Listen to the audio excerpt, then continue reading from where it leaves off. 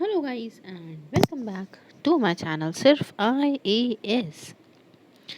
तो एक bacteria leak हुआ है चाइना में जिसकी वजह से इनफर्टिलिटी देखने को मिल रही है मेंस में।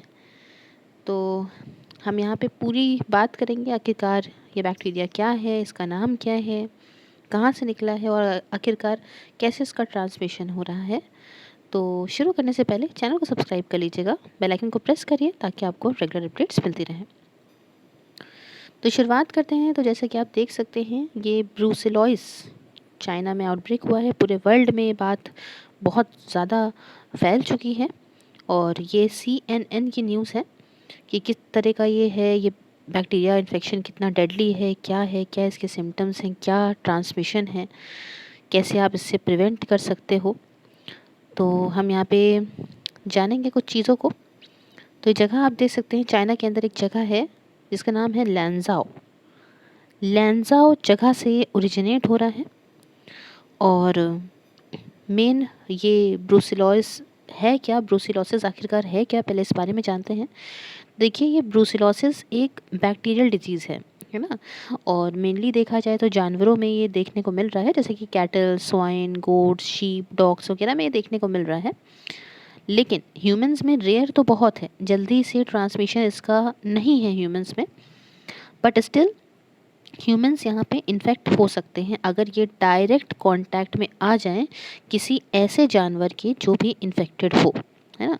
अब कैसे भी आ सकते हैं, खा के ईट करके उसे खा ले रहे हैं जानवर को, या उसका कोई प्रोडक्ट, कोई कंटामिनेटेड एनिमल प्रोडक्ट ले रहे हैं, या फिर एयरबॉर्न एजेंट्स है ना, हवाओं में चल रहा है, उसकी वजह से भी आ सकते हैं। तो WHO के हिसाब से ज़्यादातर जो केसेस हैं ये ये जो आपका अनपैस्चराइज मिल्क, मतलब जो ये पैस्चराइज मिल्क हम लोग लेते हैं ना, कि मतलब बहुत तेज़ होता क्या है कि जब मिल्क हमारे यहाँ आता है, आप कोई भी पैकेट देखोगे तो वो होता क्या है कि बहुत तेज़ ये लोग बॉईल करते हैं उसको और अचानक से बहुत ही कम जो है वो टेम्परेचर पे ले आते हैं, तो पैस्चराइज मिल्क हो जाता है, उससे सारे बैक्टीरियाज मर जाते हैं जो भी मिल्क के अंदर होते हैं।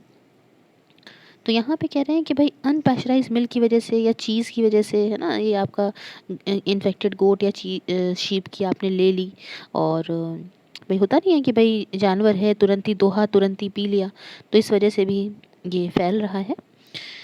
अब अगर हम बात करें इसके सिम्टम्स की, तो इसमें आपको फीवर आएगा, पसीने आएंगे, काफ़ी स्वेट्स आएंगे, है ना, काफ़ी हेडेक होगा, मसल पेन होगा। एक नॉर्मल सिम्टम्स यही हैं।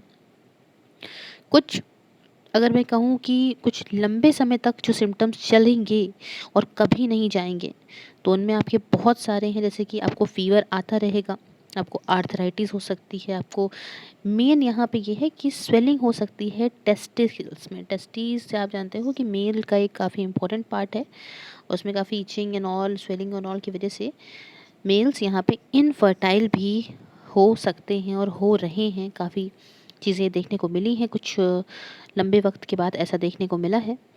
हार्ट में स्वेलिंग, क्रॉनिक फैटीग, है ना, काफ़ी डिप्रेशन वगैरह, आपके लिवर या स्प्लीन में स्वेलिंग, तो ये सारी प्रॉब्लम्स इसकी वजह से अराइज हो रही हैं।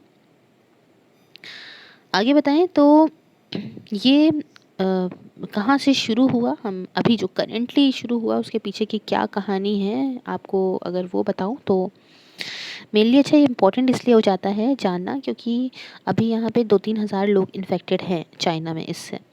और ये जो बैक्टीरिया है वो बहुत ज़्यादा अभी टेस्ट नहीं हुई है, टेस्टिंग सिर्फ 20-22 हज़ार हुई है, उसमें इतने सारे लोग अगर पॉजिटिव हैं तो भाई यहाँ पे ये डर की वाली बात है।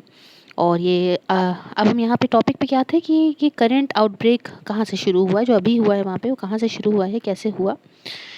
तो देखिए, एक वेबसाइट है हेल्थ कमीशन की लांजाओ सिटी के अंदर, उन्होंने यहाँ पे मेंशन करा है कि जो ये ब्रूसेल्स एंटीबॉडी पॉजिटिव इंसिडेंस है, कि आपका लांजाओ की एक पुरानी रिसर्च इंस्टीट्यूट था, वहाँ से कुछ 28 नवंबर के आसपास की बात है, 2019 में ये शुरू हुआ है।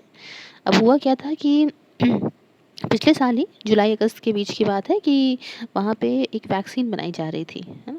अब उस वैक्सीन को टेस्ट करने के लिए क्या हुआ कि बहुत सारे जानवर लाए गए और जानवर की टेस्टिंग तो हो गई, लेकिन अब वहाँ से ले जाते वक्त होता क्या है कि जानवरों पर डिसइंफेक्टेंट्स वगैरह, है ना, सैनिटाइज वगैरह उनको करते हैं।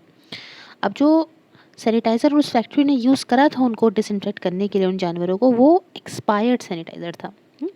और इसकी वजह से हुआ क्या कि सही से स्टरलाइजेशन हुआ नहीं, है ना? तो सही से सब कुछ यहाँ पे साफ़ हुआ नहीं, और जो वेस्ट गैस वहाँ पे रह गई थी, है ना? उसमें क्या था, उसमें वो डिज़ीज़ था जिसमें वायरस वगैरह था, और धीमे-धीमे यही हवाओं में फैलते-फैलते यहाँ पे ये सब आ गई। तो यहाँ से शुरू हुआ।